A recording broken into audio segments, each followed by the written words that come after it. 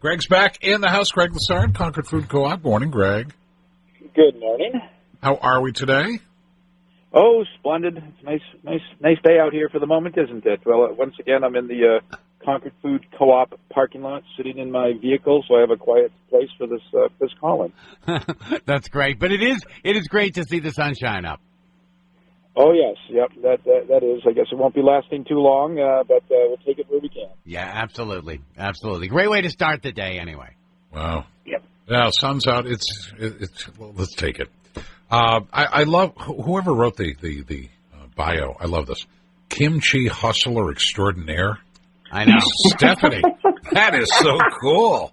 Of course, Stephanie wrote it. Solo. Superhero parent of two teenagers, owner, CEO, facilitator, and kimchi hustler extraordinaire. A Micromamas in where Micromamas makes organic living probiotic fermented foods for the well-being of people, places, and things. You can visit the website, micromamas.com, all one word, except the .com part. Or stop into the Concord Co-op to have some on the Olive Bar, or buy a jar to go home and share it with those you love. Good to have you back, Stephanie. How are you? Hey, I'm doing great. How are you this morning? Living the dream, just like every day. Keeping it safe and healthy, but again, trying to find the positive in all of this, Right? Yeah. Right. But you got to dig for it sometimes. Yeah, well, we're pretty good about being glasses half full here, Mm-hmm. I absolutely agree. You got to Isn't that really what it's about? It's just perspective. Yeah, it's too easy to say, oh my God, the stars are against me, and life, I can't win. And then you start sinking, and you become a victim, and it just goes downhill from there. Yeah, well, you're hitting on the today's topic. Choosing, deliberate so. thinking, I think, is what it really comes down to, and how do you want to spin your carousel or your merry-go-round? Like whatever you perpetuate in thoughts become more thoughts of the same. So yeah. Yep. And somebody who knows a lot about that, Dr.Amanda Hegnauer, back with us, licensed primary care naturopathic doctor in the state of New Hampshire, earned her doctorate from Southwest College of Naturopathic Medicine in Tempe, Arizona, and as a family doctor, Dr. Hegnauer. Amanda sees patients of all ages. Morning, Amanda. How are you? Good morning. I'm doing so well and realizing that my bio is horribly boring. So I think I need to change that. Good morning, Stephanie. Oh, I can jazz it up for you. Good No morning. problem. Please do. You're going to have to live up to it, but I'll take care of you. Yeah, you're gonna have to you're gonna have to fill in the blank hustler extraordinaire. Yeah, I was gonna say, we just man. need to find that. Kimchi hustler extraordinaire. I mean, that's a Those big are some bar. big shoes to fill. I love it. Oh, That was pure genius. Whoever wrote that, I love that. It really is. That was me. Okay, that was great. Brilliant. All right, Amanda. Well, my task is to work on your liner next time. But I'll take it. Thank you. Now that we're deep into the COVID-19 thing, and it's become kind of a way of life. People are still bucking it. Okay, but it's become a way of life. We've now passed the day-to-day stuff. People are starting to look out, and they're talking about mental health. And now you're starting to see more stories about that, the problem of being with somebody or somebody's 24/7. And the biggest thing I'm hearing is if you are still working and you're working from home, you when you were at the office, you could draw a distinction between here's office stuff, here's house stuff. Now it's commingled, so what used to be an 8-hour day may be a 12-hour day for you because the phones are still ringing and you're still looking at the computer. And, I'm going to go out and take a walk. I'll make up for it when I come back in. And, okay, that's great for a couple of days, but as this drags on, it's going to take a toll on your mental health, and I'm starting to see stories about that. Yeah, absolutely. I'm seeing from my end, and of course I'm at home doing telehealth, day to day, and I'm hearing a lot of stories, or I'll be talking with a patient, a mom or a dad, and the kids are running in the background and the dogs are barking. And so for me, it's actually bringing reality to the forefront, I guess you could say. And we talk a lot about having to balance everything, just what you said. And I think a lot of it, like I'll sit here, and my favorite story is I have a family that lives kind of down the road a little bit from me, and I'll see them. They'll go out for a walk, and then they'll come home and do some work, and then they'll go out for a bike ride, and then they go home and do. And I really think that it's finding that balance and having, one family member working in the living room while the other one's working in the basement. It's a really big deal, but I'm finding from my end, people they're making it work. They have to make it work. I think people are pretty resilient. Yeah. And I give people a lot of credit. They may not want to do it. I get that. I don't want to give up the restaurant. I don't want to give up the bar. I don't want to give up, I get all that stuff. Mm-hmm. But, you also don't want to die. You also don't want to get this stuff. You don't want to infect somebody. I'd feel terrible if I was out doing something, came in, it's not bothering me, but I infect Pat. And then he gets sick. Yeah, I'm going to feel terrible. I know. I think, people weigh that stuff, and we're on our best behavior, but it does take a toll, because this is a 180 degree from where we were 2 months ago. Yeah. Well, I think it's not just that a lot of people are tolerating. I think a lot of people are enjoying that they have a better balance in their life. They are getting out and exercising more, and taking the walk with the dog, getting their bike out.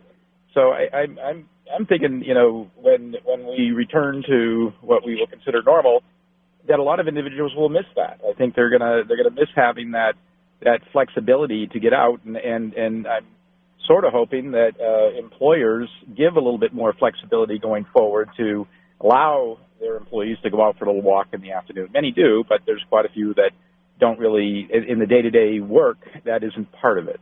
Mm-hmm. Well, I think the first thing people are going to have to do is lose about 20 pounds because they're sitting at home and all they're doing is hitting the fridge. I know. Maybe like to hone in on the positivity subject, like, when I was growing up in my neighborhood, you saw a lot of kids. You saw adults outside working in the yard. You saw neighborhoods with kids in the yard or people riding their bike. And I've noticed, like, if there's positivity just in the basics of looking around to see the human being out and about, if we, there's so many things that are outside of our control with COVID, and but the things that are within our control are observations of how we can selectively choose some positives of the situation. And maybe, I've heard the statement saying, America 2.0,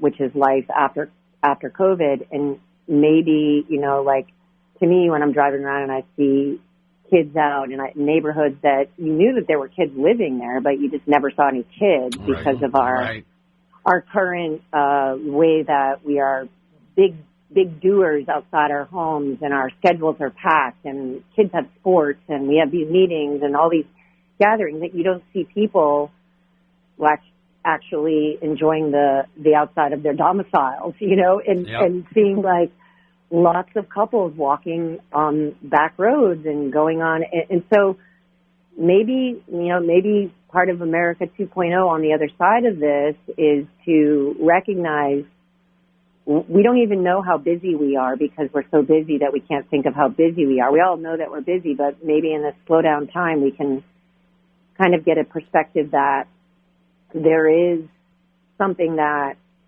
we started to miss in all the busyness, and that was the slowness. See, I'm kind of hoping Greg's right, that this learned behavior that people are acquiring now stays with them. When you have the opportunity to ditch it and go back to what you know, you will not ditch it. You will still bring it with you. Right, Greg?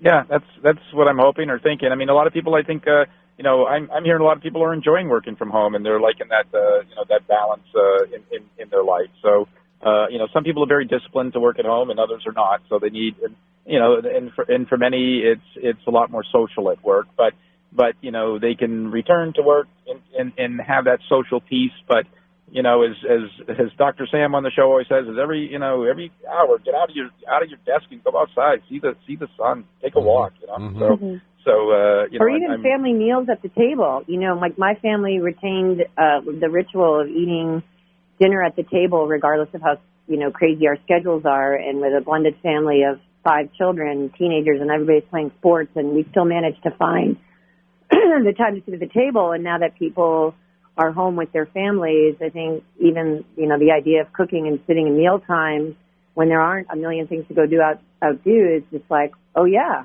I love sitting at the table with my family. Mm-hmm. Well, and that's really part of self-care, and I think people are maybe, because the schedules aren't as crazy as they used to be, maybe people are starting to take care of themselves, and that's really kind of where it starts. Yeah, Amanda, what do you think? Do you think people just will fall back into old work habits, or will many people decide that they want more balance in their life and try to pursue that? Yeah.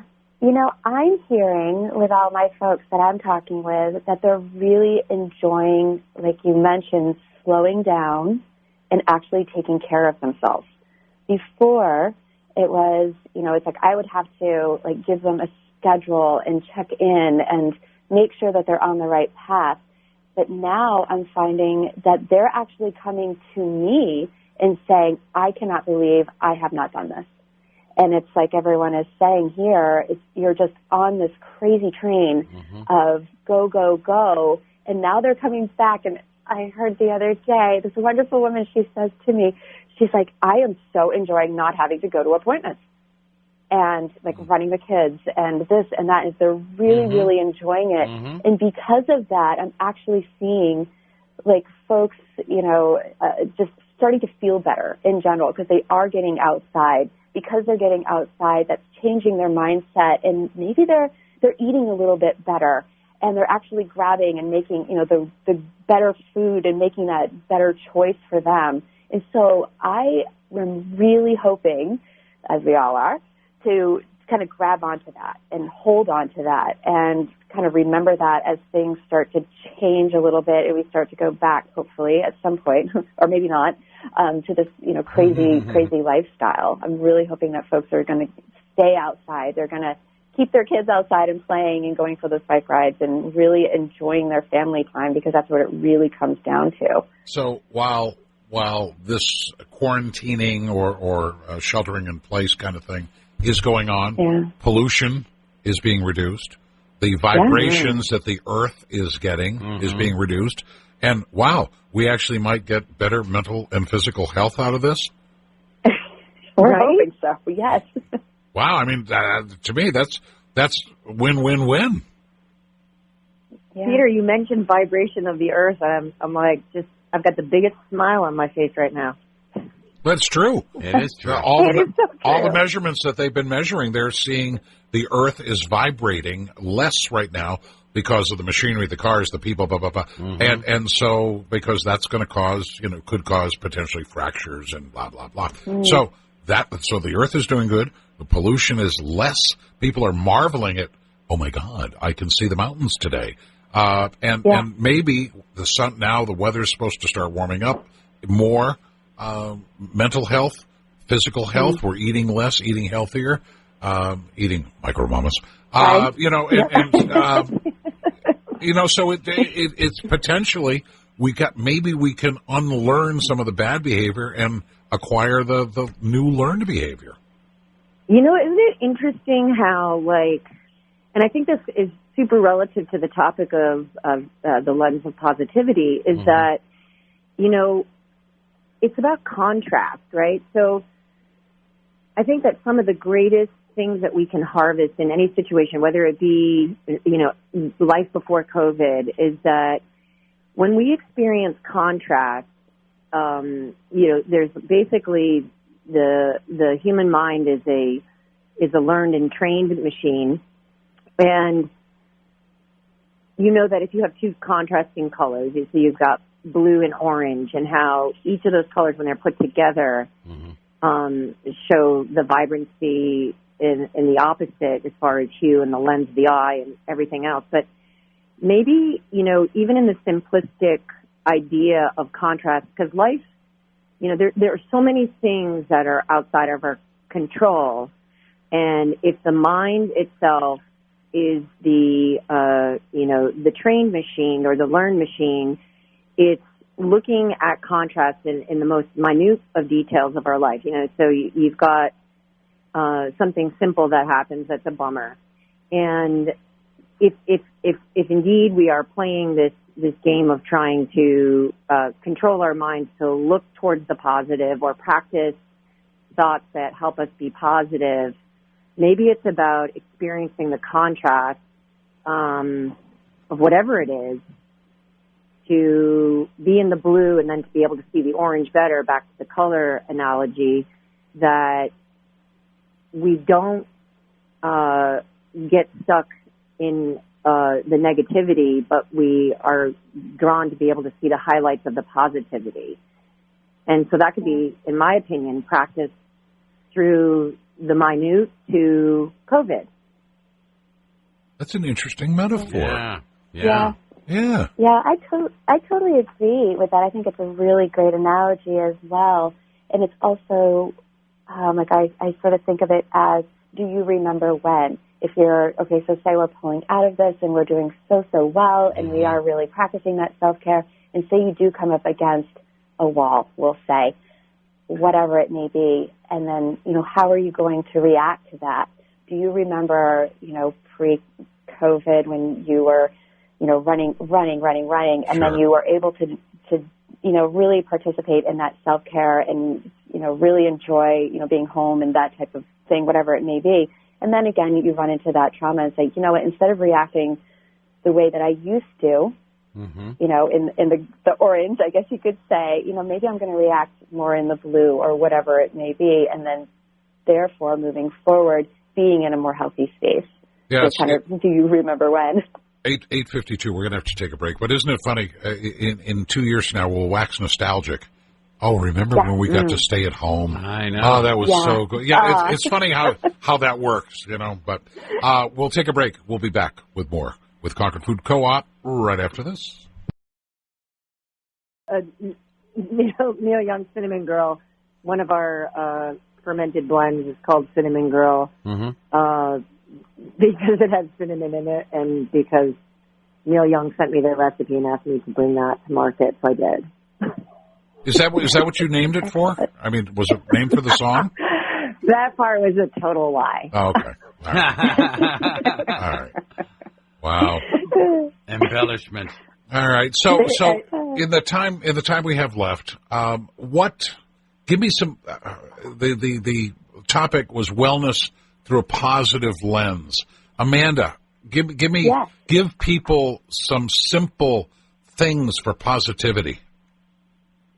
Simple things for positivity. I think it's reflection. A lot of it is just reflection, and really just getting down to the core of who you are and looking at what's going on around you, and really just focusing on that, and just really connecting with yourself, with your family.